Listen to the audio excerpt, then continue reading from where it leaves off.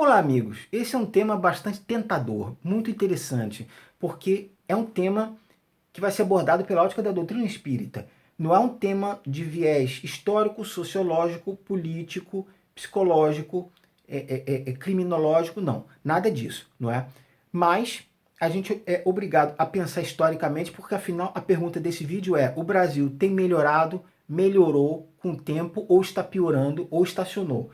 É uma pergunta muito interessante, porque veja bem, vamos fazer uma pincelada teórica bem rápida, né? No livro Arqueologia do Saber, de Michel Foucault, ele estabelece que cada área do conhecimento humano tem a sua discursividade própria. Então, a biologia se desenvolveu historicamente de uma maneira, as ciências matemáticas se desenvolveram de outra maneira, a medicina de outra maneira, as artes de outra maneira. Então, assim, não há uma linearidade, o que significa que o historiador, quando vai criar uma linha histórica para poder definir o que aconteceu, ele quebra as descontinuidades para poder criar uma linearidade histórica.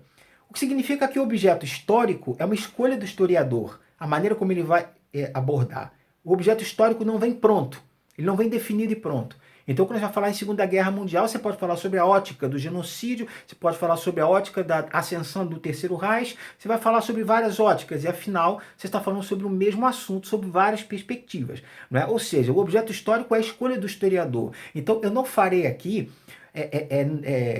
algo que seja tendencioso. Não é? Não vou falar sobre política, sobre história, sobre desenvolvimento da psicologia, não. O que importa aqui é o seguinte: o Brasil se desenvolveu, né, vem se desenvolvendo no aspecto espiritual ou não? Isso é uma pergunta que me fazem e me fizeram recentemente, aliás, por uma pessoa instruidíssima. Eu dei uma resposta, mas eu senti que precisava me aprofundar um pouco mais, não é? Vejam bem, quando a gente pensa que quando eu nasci, não importa quando foi, mas quando eu nasci, a população brasileira era de 107, 104, 108 aproximadamente milhões de pessoas, e que hoje tem 212, mais ou menos quase o dobro de pessoas. E mais ou menos na Terra também, embora o vídeo não seja sobre o planeta, é sobre o Brasil, não é? Quando eu nasci havia 4 bilhões de pessoas aproximadamente, hoje são mais ou menos 8 aproximadamente. Ou seja, quando nós pensamos que a quantidade de pessoas aumentou muito, nós vamos pensar também que o número de crimes, o número de equívocos, delitos, não é, violência e etc., precisa ter aumentado estatisticamente em números absolutos, porque evidentemente o número de pessoas aumentou. É lógico que eu vou ter um aumento.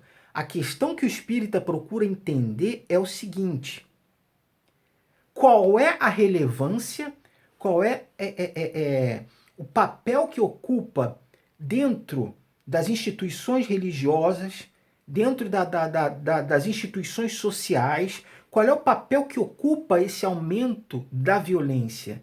Existe uma prevalência maior na proteção dos direitos humanos, na assistência religiosa de várias religiões: protestantismo, catolicismo, budismo, umbandismo, espiritismo, islamismo, em qualquer. Existe um destaque maior para casos de violência ou não? Existe um cuidado maior ou não? Nós não vamos fazer aqui um estudo de estatística para saber se em cada 100 mil pessoas a gente tem o maior número de assassinatos em relação a 1980 ou no ano 2000. Isso é sociologia, não é um vídeo sobre sociologia.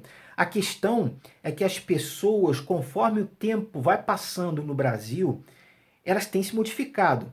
Lembrando que o saudosismo, não é, já foi destruído por questões de estudos históricos.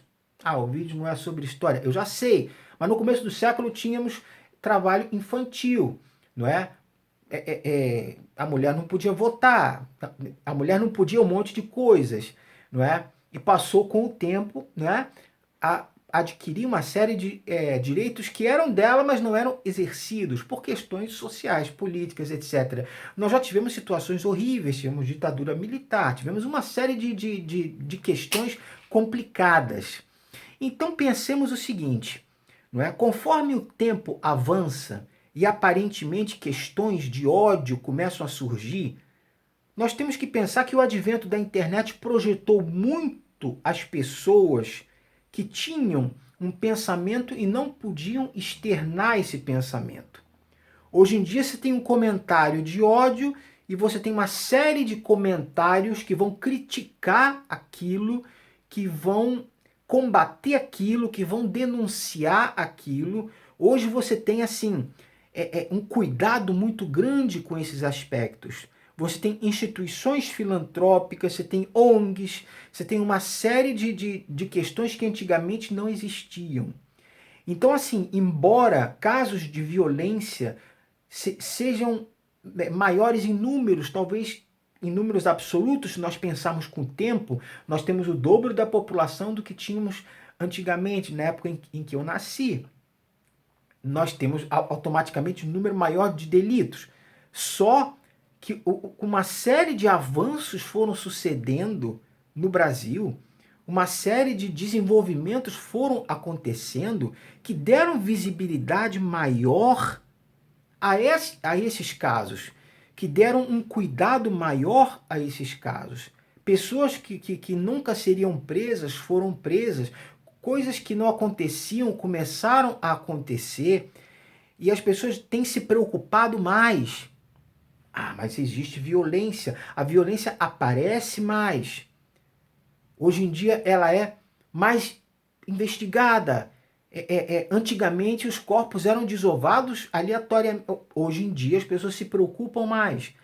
Então, assim, se estatisticamente nós temos um número maior, nós temos uma conscientização da população que vai aumentando progressivamente. Ou seja, para o espírita, esse desenvolvimento espiritual no Brasil, ele vai acontecendo, não é, aos trancos e barrancos, às subidas e descidas, mas ele, no âmbito maior, se considerarmos décadas para trás, ele é cada vez mais sucessivo. Cada vez mais nós estamos nos conscientizando, cada vez mais nós estamos procurando ter um pouco mais de empatia com o próximo.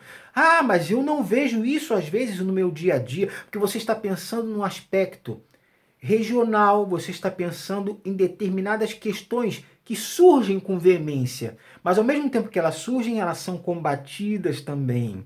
Hoje em dia, um comentário qualquer condena uma pessoa, às vezes a vida inteira de uma pessoa. Antigamente, não. Antigamente havia piadas racistas, havia piadas misóginas, havia uma série de coisas que hoje em dia as pessoas têm muito mais cuidado. Eu mesmo, quando gravo esse vídeo, já tenho muito cuidado por exemplo, eu não falo em gênero, eu falo em pessoas, não é? Porque antigamente eu poderia falar, mas hoje eu já tenho cuidado maior. Então, assim, as coisas são mais fiscalizadas, as pessoas têm mais cuidado com isso. O que eu quero dizer é que as pessoas vêm evoluindo espiritualmente, lentamente.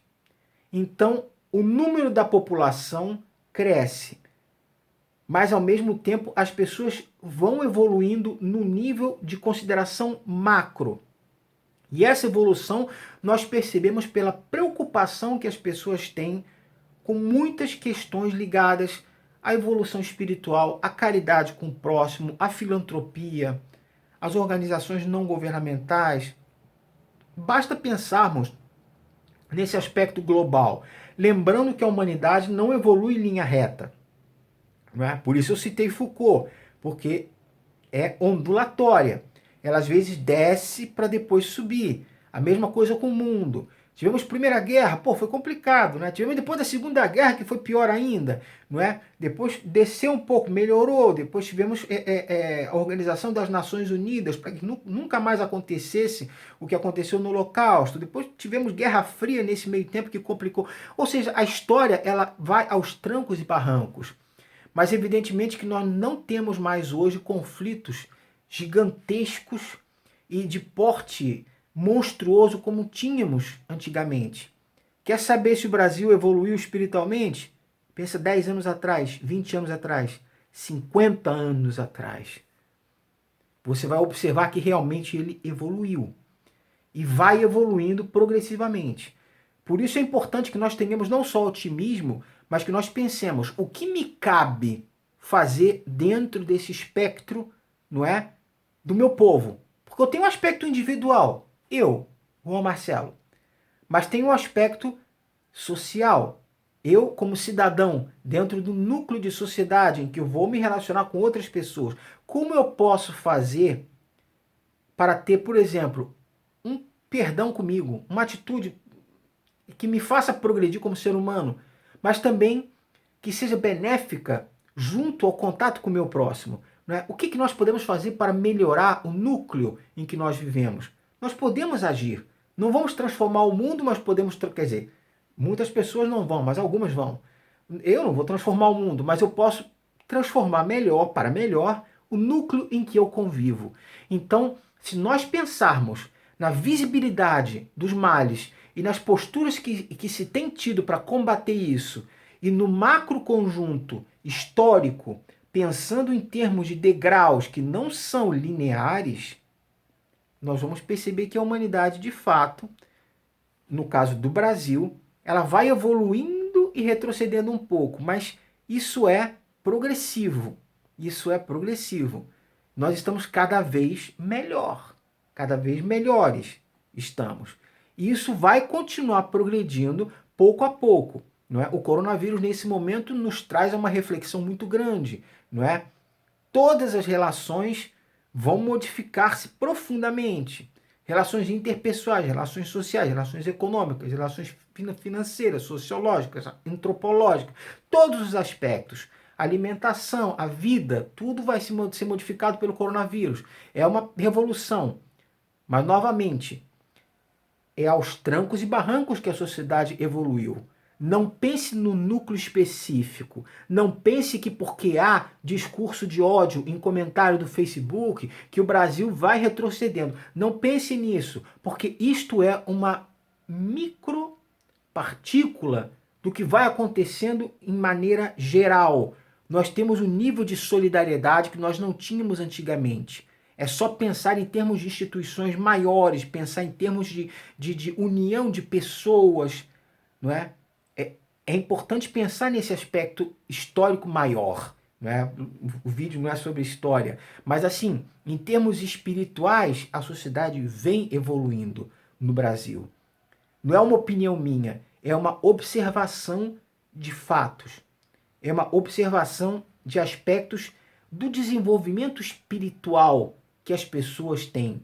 E nesse aspecto eu elogio profundamente outras religiões, sabe? Embora o espírita não se considere um religioso, e muitas vezes se considere um religioso. Há uma polêmica sobre isso. Tem um vídeo sobre se o espiritismo é uma religião ou não. Para algumas pessoas é, para outras pessoas não é. Depende, pode ser híbrido. Mas nós aqui elogiamos o catolicismo, elogiamos o protestantismo em suas diversas vertentes, neopentecostais, pentecostais. Elogiamos porque muitas vezes eles fazem um serviço profundo, que regenera pessoas, que ajuda pessoas. Nós estamos, então, evoluindo espiritualmente sobre vários aspectos. E eu não estou falando nada novo. O Chico Xavier falou isso em 1971 no programa Pinga Fogo da extinta TV Tupi, não é? Que eu assisti o último programa da TV Tupi quando eu era criança. Ela saiu do ar e eu estava assistindo. Então, assim, eu sou um pouco antigo. Então, vemos uma evolução espiritual e rendemos homenagens às várias religiões que auxiliam, budismo também, enfim, que auxiliam nessa reconstrução espiritual. Não é? Você vê que a teosofia ajuda muito na modificação espiritual. Até mesmo a reflexão provocada pela yoga, pelos yogis, não é? Até mesmo o tratamento da acupuntura, até mesmo o desenvolvimento de medidas homeopáticas, tudo isso ajuda na evolução das pessoas no sentido fraterno, no sentido de crescimento.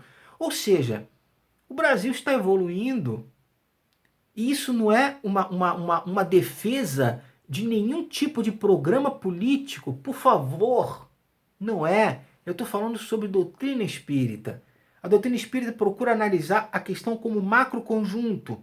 E é aí que nós pensamos que o Brasil está evoluindo, embora às vezes ele retroceda um pouco em alguns aspectos. Lembrando que essas coisas começam a ser muito mais visíveis do que antigamente. O que nos cabe então é ter otimismo e procurar fazer a nossa parte. Não hostilizar outras religiões, não hostilizar grupos, não hostilizar pessoas, não semear ódio, não fazer nada disso. Procurar fazer com que a sua presença, como pessoa, como brasileiro, aconteça de maneira a deixar a sua passagem melhor do que estava na sua ausência. Fale somente quando você souber que a sua palavra é melhor que o silêncio. Atue quando você souber que a sua atuação é melhor do que a sua omissão. Procure fazer do mundo, do momento, do lugar em que você vive, um lugar melhor.